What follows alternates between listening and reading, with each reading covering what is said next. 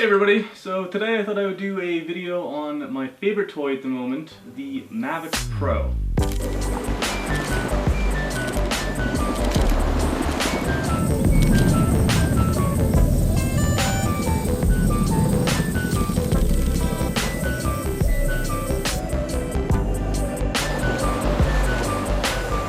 Now, I bought this drone just over a year ago, in 2016 actually, and to my surprise it's still one of the best on the market and definitely still a relevant drone. Hang on, I think I actually have the original unboxing footage on here somewhere. Okay, just picked up the DJI Mavic Pro off of Amazon.ca. Gonna do a little bit of an unboxing right now.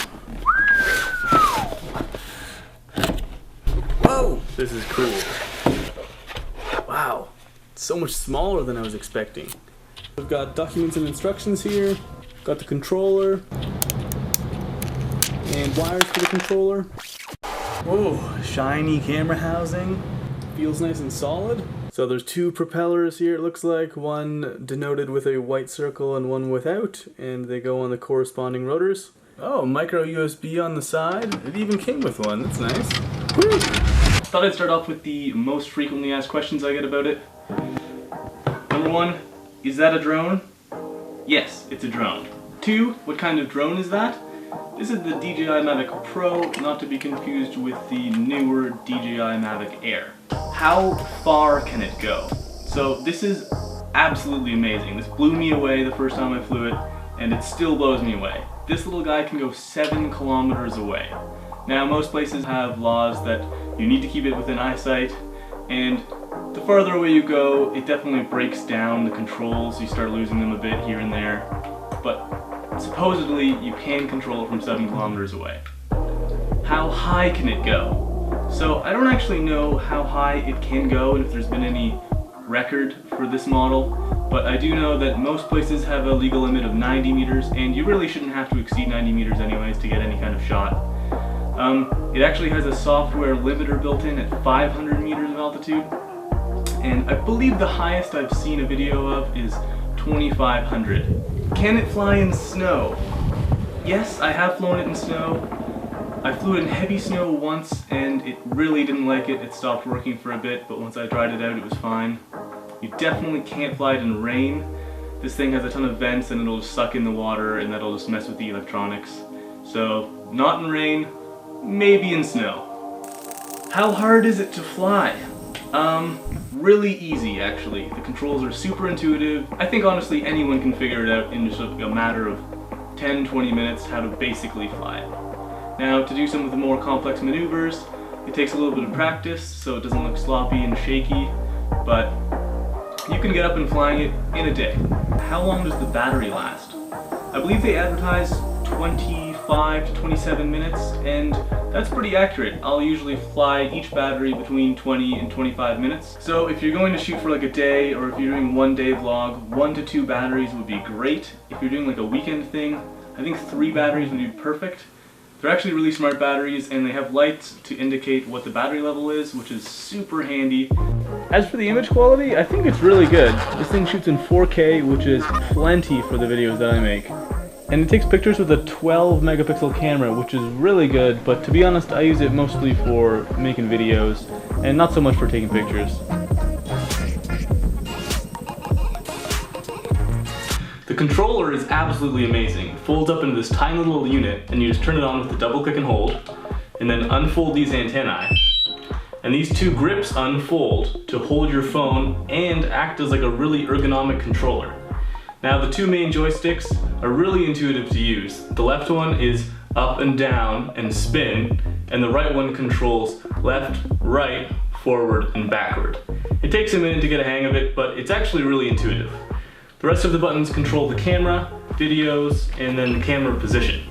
Now one of the most important things for me in a drone is the launch time, and by that I mean the time from when I want to fly the drone, say I'm hiking or paddling or something like that, to the time to actually get it in the air filming. So just imagine that I'm walking through the Grand Canyon or something and I want to fly the drone and get some epic shots. Take the backpack off, Bust out the controller. All the second stage tanks now pressurized. Turn it on. Bust out the drone. Take it out of the bag. Take the lens cover off. Take the gimbal clamp off. Unfold it. Turn it on. Report, it feels good. T-minus 25 seconds. Put it down. Slap the backpack back on. Get the app open on my phone. Now it opens automatically, which is nice.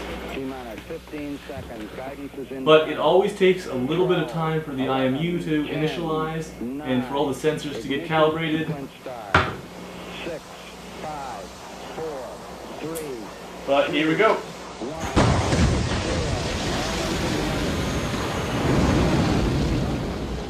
So to land this thing, all you gotta do is bring it right down, and then if you just keep going down, the vision sensors will like ease it right onto the ground.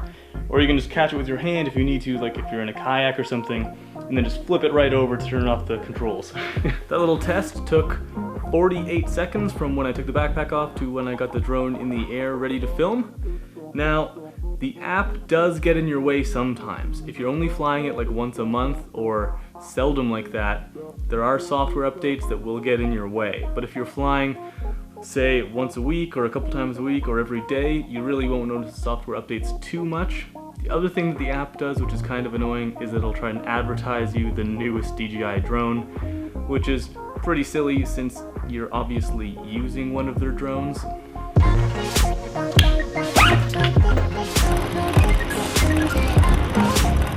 Alright, I came down to the water. Gonna pop the drone up here where it's allowed. It's also packed full of amazing software with intelligent flight modes like active track. So you can just trace out the figure like a bike or a car. And then with pixel tracking, the drone will just follow you, and you can even set it to orbit or like go around you. And there's tons of these like flight modes. There's like point of interest, follow you, like terrain follow, and all kinds of different cinematic things built into the app that you can use. And they're all amazing. As for reliability, this thing has exceeded all of my expectations. So I bought this just over a year ago, and I've flown it a couple hundred times and logged tens and tens of hours of flight time. Even when I was on the Camino going across Spain, I flew it for 2 full batteries every single day, 34 days in a row. And it held up the entire time and has had very minimal issues. I've even crashed this thing about a dozen times into trees and like the ground, into walls, and you name it. The 2 things that are actually fragile on this device are the propellers themselves. They will break if you crash them, and they're really, really easy to replace and really cheap to replace. The other thing is the gimbal. So this is a 3-axis gimbal with tiny little motors inside which react to accelerometers, which counter the movement of the drone to get that really, really smooth footage. Now, as you might suspect, that means this is fragile. It comes with this gimbal clamp, and you have to use this if you're packing or moving the drone at all. I didn't use this for a few months, and the gimbal ended up breaking.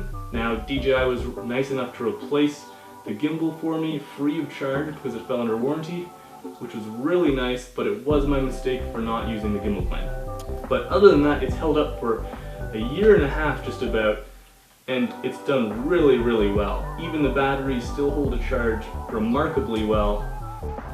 So the drone comes in at $1,000 American, which is pretty expensive. It's the most expensive piece of gear that I own, and one of the most expensive things that I own. But do I think it's worth it? Definitely. It's so much fun, and they pack so much tech into such a small drone, it's crazy. It blew me away when I first got it, and it still blows me away. Even if you just want to make personal videos, or if you're intro to commercial videos, I think it's worth it. Now, they made this drone in 2016, so it's already a couple years old, but I think it's going to be relevant for at least a few more years.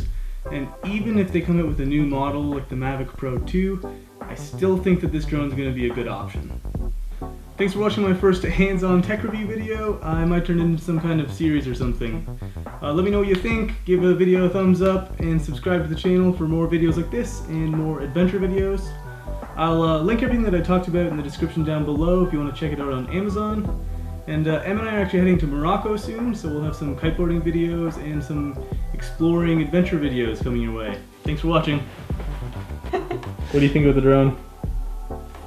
I think it's a lot of fun. It just gives so much more, I guess, footage, and it's actually kind of cool flying in and then seeing everything from different angles. So highly recommend. It's a bit scary flying it just for the fact that it costs like $1,000. Yeah. You have a lot of expensive hardware flying around and you don't want to be the one responsible to wrecking it. But yeah, really cool. Would definitely recommend for, I guess, anything. It's just a lot of fun, but be careful. There's a lot of laws and regulations, so make sure you do a bit of research before getting one and flying one. Nice.